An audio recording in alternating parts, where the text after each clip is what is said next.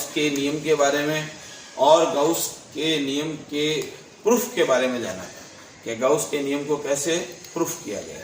देखिए, आज अपन कुछ गाउस की सीमाओं के बारे में जानते हैं, लिमिटेशंस, या यूं कह दो गाउस के नियम से रिलेटेड कुछ इंपॉर्टेंट पॉइंट्स, उनके बारे में जानना है।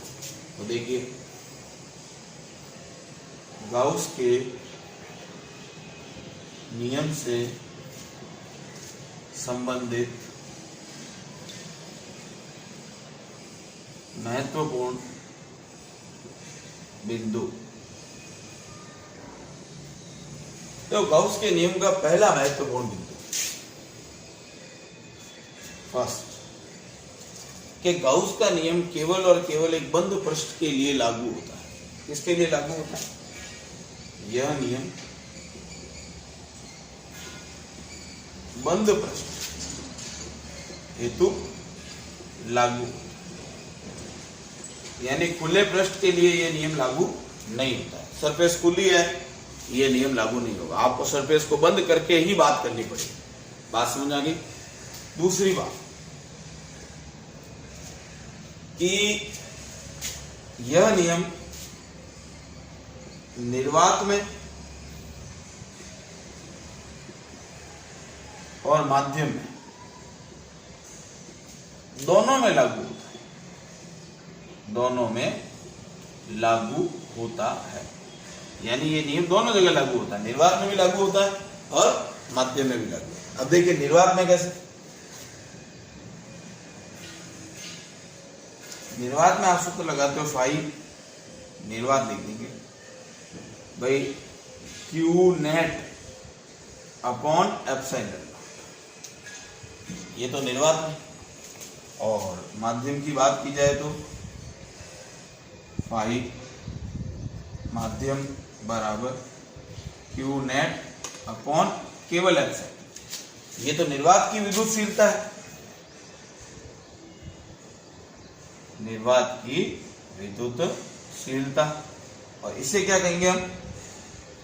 माध्यम की विद्युतशीलता। माध्यम की विद्युत बात समझ आएगी? तो ये निर्वात में इस तरह से लागू होगा और माध्यम में ये फॉर्मूला लगेगा। लेकिन एक चीज देखिए, आपको मैंने एक फॉर्मूला बताया था कि एप्सिलॉन बराबर होता है एप्सिलॉन नॉट इनटू एप्सिलॉन,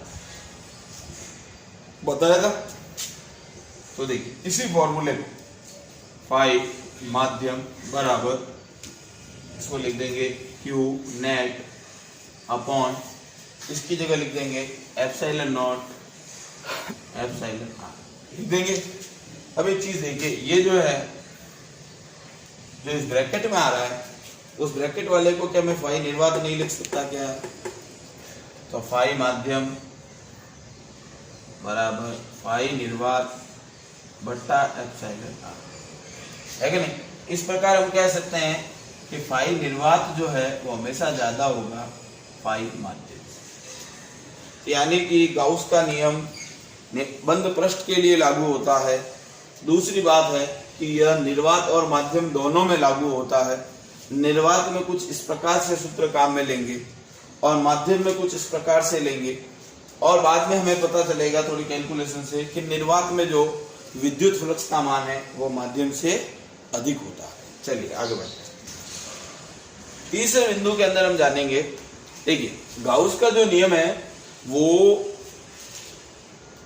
उसकी अगर बात करें अपन कि जो फ्लक्स की बात गाउस करता है, ये फ्लक्स जो किसी पृष्ठ से निकलता है वो इस बात पे निर्भर नहीं करता कि उसकी ज्यामिति कैसी है, भाई बस वो छोटी है या बड़ी है, इस बात पे निर्भर करता है कि उसमें आवेश कितना है। बात, मेरी बात समझना देखिए, मैंने कहा ये एक पृष्ठ है, इस पृष्ठ के अंदर क्यों आवेश, और यही बड़ा गोला है मान लीजिए, उसके अंदर क्यों आवेश, तो इसमें से विद्युत बल रेखाएं जरूर निकलेंगी, लेकिन पास पास होकर निकल जाएंगी, यानी कि विद्युत बल रेखाओं का घनत्व अधिक होगा। यहाँ पे विद्युत बल रेखाएं थोड़ी खुली खुली निकल जाएंगी क्योंकि स्पेस ज्यादा है, लेकिन जो फ्लक्स निकलेगा यहाँ से और फ्लक्स जो निकलेगा यहाँ से, उनकी वैल्यू क्या होगी? आपस में बराबर होगी। यानी कि किसी भी बंद पृष्ठ से निर्गत जो विद्युत फ्लक्स है, वो विद्युत फ्लक्स इस बात पर निर्भर नहीं करता कि उस वस्तु की ज्यामिति कैसी है, बजाय कि इस बात पर निर्भर करता है कि उसके अंदर नेट आवेश का मान यदि बराबर है, सेम है, तो फ्लक्स का मान भी उतना ही होगा। चलिए अगला पॉइंट देखिए। चलिए चौथे पॉइंट में देखिए कि मान लीजिए कि एक गोला है, इस गोले के अंदर एक Q1 आवेश इधर है, Q2 इधर है, Q3 इधर है। फिर मान लीजिए कि इसी गोले के अंदर में आवेश इधर, Q1 इधर, Q3 इधर, उधर, मतलब व्यवस्था थोड़ी सी चेंज करेगी तो अभी भी जो फ्लक्स का मान होगा वो बराबर होगा, यानी इस समय फ्लक्स और इस समय फ्लक्स भी बराबर होगा। देखिए बंद पृष्ठ के अंदर आवेश की व्यवस्था पर भी उससे निर्गत फ्लक्स डिपेंड नहीं करता है। समझ आई बात? तो आवेश की व्यवस्था पहले इधर थी, इधर से इधर कर दे तो भी कोई दिक्कत नहीं, फ्लक्स की वैल्यू में कोई चेंजेस नहीं आएगा। पांचवा पॉइंट देखिए यदि कोई बंद पृष्ठ है, उस बंद पृष्ठ के अंदर मैंने कहा नेट आवेश 0 है।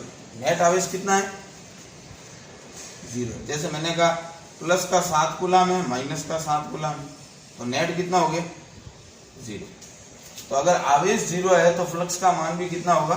0, क्योंकि फाई का फॉर्मूला क्या होता है? Q/ε0, और Q ही 0 है तो फाई का मान भी क्या होना है? 0 प्राप्त होगा। छठा पॉइंट देखिए यदि कोई बंद पृष्ठ है, उसमें से विद्युत बल रेखाएं ज्यादा संख्या में बाहर निकल रही है, कम संख्या में प्रवेश कर रही है, तो इसका मतलब इसके अंदर कौन सा आवेश मौजूद है? धन आवेश, क्योंकि ज्यादा विद्युत बल रेखाएं बाहर निकलने का मतलब है पॉजिटिव आवेश की मात्रा ज्यादा है। और यदि बंद पृष्ठ के अंदर अधिकांश विद्युत बल रेखाएं बाहर आ रही हैं, अंदर जा रही हैं और कम बाहर निकल रही है, तो इसके अंदर कैसा होगा आवेश? नेगेटिव। और लास्ट, यदि जितनी विद्युत बल रेखाएं आ रही हैं उतनी ही अगर जा रही हैं तो उसके अंदर नेट आवेश कितना होगा बेटा? 0, कोई आवेश मौजूद नहीं होगा। तो ये थे आपके इंपॉर्टेंट पॉइंट। और आगे देखते हैं। देखिए 7th पॉइंट के अंदर कि मान लीजिए कि मेरे पास एक घन है, इस घन के सेंटर पर यहाँ पर कोई आवेश बैठा है, ठीक है? तो इस पूरे घन से कितना फ्लक्स निकलेगा? तो पूरे घन में आवेश कितना है? Q/ε। गाउस का नियम यही कहता है कि बंद पृष्ठ में जो आवेश मौजूद हो वो और निर्वात की विद्युतशीलता का जो अनुपात है वही फ्लक्स होता है, ठीक है? अगर मैं बात करूं घन के पृष्ठ की, तो इस घन के एक पृष्ठ से कोई भी ऊंचाई ले लीजिए, उसमें से कितना फ्लक्स निकलेगा? तो पूरे घन में से कितना निकल रहा है? साहब इतना निकल रहा है। टोटल कितनी सतहें हैं? 6 हैं, तो 1/6 भाग सबको मिलेगा। तो एक सतह को कितना फ्लक्स मिलेगा? इतना मिलेगा। तो ये था आपका 7वां पॉइंट का पहला बिंदु। दूसरा देखिए कि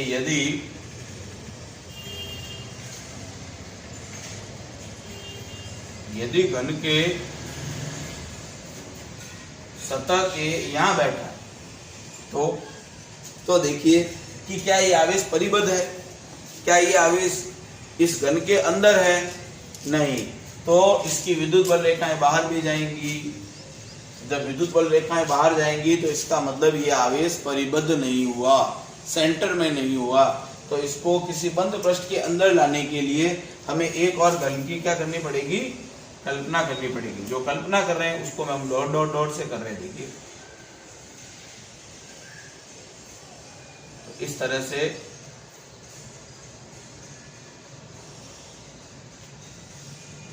टेढ़ा बन गया ये।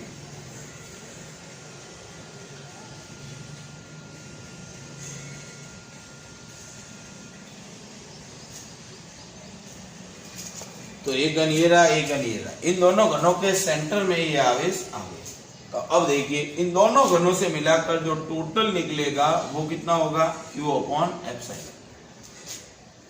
और अगर मैं कहूं एक घन से कितना निकलेगा तो आधा इसमें आधा इसमें, टोटल कितना है? ये रहा, इसका आधा कर दो। आधा मतलब 1/2। एक घन की एक सतह को कितना मिलेगा? सतह कह दो, पृष्ठ कह दो, उसके बारे में बात करते हैं। तो देखिए एक घन में कितना जा रहा है, इतना जा रहा है, घन में तो इतना जा रहा है। अब घन की सतह कितनी बची, एक सतह पर तो आवेश खुद बैठा है, तो बाकी कितनी सतहें बची, 5। घन की कितनी सतहें बची टोटल, 6। तो उनमें से एक पर वो बैठा है तो बची कितनी, 5। तो उन 5 सतहों को भाई एक घन में साहब इतना आ रहा है, टोटल सतह है 5, तो 1/5 भाग सबको मिलेगा। तो मतलब प्रत्येक सतह को मिलने वाला फ्लक्स हो जाएगा Q/10 तो ये था घन के केस का दूसरा केस। ध्यान दीजिए बेटा, तीसरा केस कि यदि आवेश घन पर इस प्रकार से बैठा है, ये घन है मान लीजिए, और इस घन के ये सतह के इस जगह पर मान लीजिए आवेश बैठा है, तो पहले इस आवेश को आपको क्या करना पड़ेगा, परिबद्ध करना पड़ेगा, सेंटर में लाना पड़ेगा। तो सेंटर में लाने के लिए हमें क्या करना पड़ेगा, एक घन तो इसके पास, एक घन जब इसके पास आ जाएगा तो इससे निकलने वाली आधी विद्युत बल रेखाएं तो नीचे और आधी कहाँ जाएंगी, ऊपर। तो पहले एक इधर बनाए, उसी तरीके से जैसे पहले आपने बनाया था।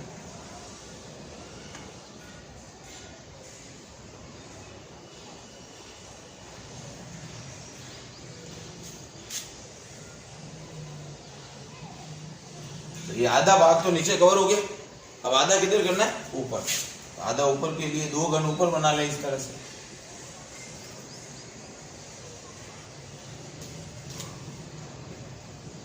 ठीक है, तो देखिए एक तो ये सतह और एक ये वाली सतह, इन सतहों पर तो ये आवेश खुद बैठा है, अगर आप ध्यान दें तो इस सतह पर भी बैठा है और इस सतह पर भी। अब देखिए आपके इन 4 डब्बों के सेंटर पर ये आवेश बैठे, तो मैं कहूँ टोटल कितना निकलेगा, तो टोटल निकलेगा 4 घन में कितना आवेश है कि टोटल Q है, तो Q/ε। एक घन से कितना निकलेगा कि साहब टोटल कितना है कि इतना है, घन कितने हैं कि 4 हैं, तो इसका 1/4 हो जाएगा। क्या अच्छा, एक सतह से कितना निकलेगा, एक घन की एक सतह से, या देखो साहब ऐसी बात है, एक घन में तो जा रहा है कितना, इतना, ठीक है। अब एक घन की 2 सतहों को वो आवेश खुद कवर कर रहा है, यानी उनकी सतहों पर वो बैठा है, तो बची कितनी सतहें, 4। 2 सतहों पर वो बैठा है और बची कितनी, 4। टोटल घन में कितना जा रहा है, एक घन में इतना, तो उसका क्या कर देंगे, 1/4 और कर देंगे, क्योंकि 4 सतहें। तो टोटल कितना हो गया आपके पास, U/, एक सतह को मिलने वाले फ्लक्स का मान इतना हो गया।